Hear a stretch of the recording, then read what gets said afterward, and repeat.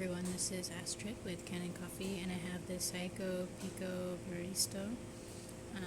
This machine just came in mostly for a tune-up, so it was clogged, and there were some broken gaskets inside, so I replaced this valve here with all new gaskets as well, and then this was the gasket for the brew unit.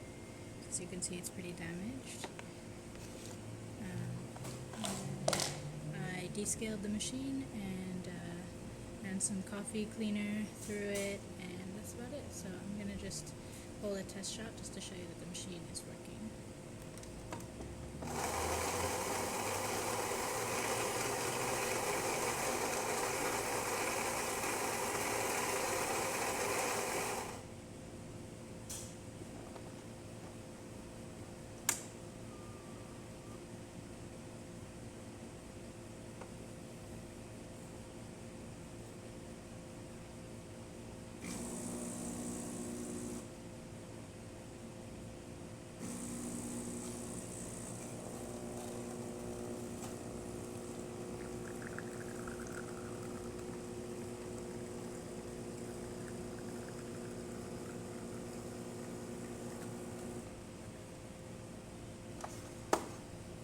There's our shot of espresso.